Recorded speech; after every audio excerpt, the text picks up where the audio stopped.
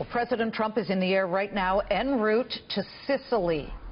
But when he lands, still not going to be one of these very sort of pussyfooting. I use that term because that's what people expected at the NATO meeting, and he wasn't going to do that. He was going to simply call it like he saw it. No one can be surprised that he said, come on, you've got to start paying your fair share. So what happens in Sicily, especially considering everyone knows, because he's made it very clear, that he believes that some of these nations are treating the U.S. unfairly when it comes to trade. Japan and Germany, two of the top 3 countries the U.S. runs its biggest deficits with, will be at the meeting. Also in attendance, Canadian Prime Minister Justin Trudeau, who has been heavily lobbying the White House to preserve the North Atlantic Free Trade Agreement, NAFTA. Now, many world leaders think Trudeau could have some valuable intel on how to make deals with President Trump. Our next guest was in Canada when NAFTA was finalized years ago. He was the former U.S. ambassador to Canada and the former Democratic governor of Michigan, James Blanchard. Good to have you. How are you? Thank you. I'm well. First of all, Justin Trudeau wants to preserve it. Well, how about alter it a little bit? I mean, what was appropriate at one stage of another is inappropriate at another. Well, look, it's 23 years old, so it can be modernized. I mean, cell phones were not entirely new, but the internet was relatively new. So there's a lot that can be done with labor issues, labor mobility. I think we would like to have agriculture covered. Probably will have to negotiate a side agreement on lumber. So there's things that can be done. Of course, Canada would like us to abide by NAFTA panel decisions and not always be suing them. They view us as excessively litigious, which we are, but that's part of our culture. Well, it's part of our culture to at least maybe stick up for ourselves, and if it is unbalanced, we know the dairy farmers feel it's extremely unfair. Yes, yeah, it is. Lumber is an issue, as you mentioned, but what else? When you were governor of Michigan, I'm sure, being so close to our neighbor to the north, you watched a lot of companies do well because of trade with Canada.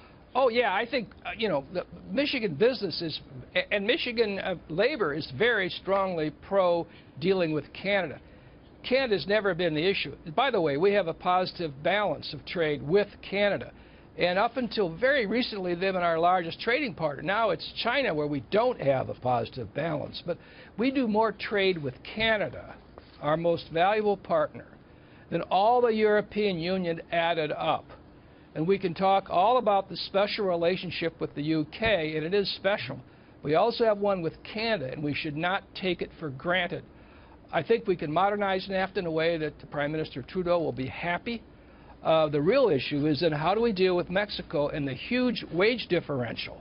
You know, President Trump talked about losing jobs to Mexico. Well, it's over wages. So what's going to happen there? How do we index their wages?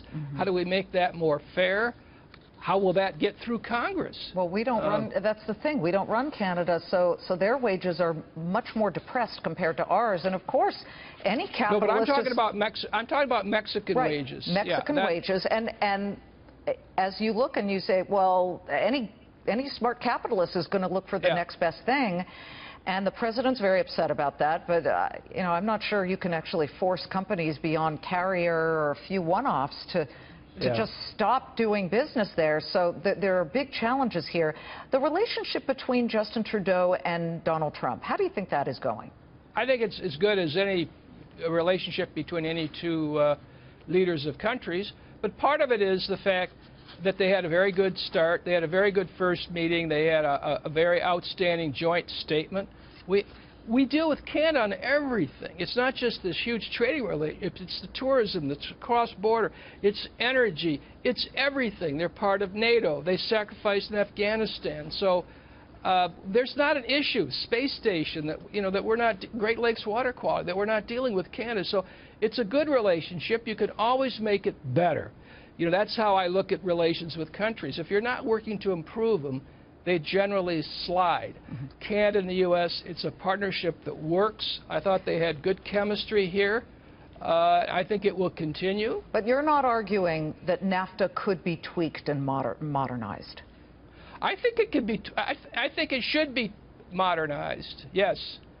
So Maybe you could tweak it, but I think the president would like to do more than that, and I think probably the prime minister. I think it needs to be modernized, yes. And they're going to start negotiating on August 16th. We gave the 90-day notice. They're going to start negotiating on August 16th, our governments. They hope to have something by the end of the year. I think that's probably going to be more like March. Okay. So, yeah, that's a serious issue.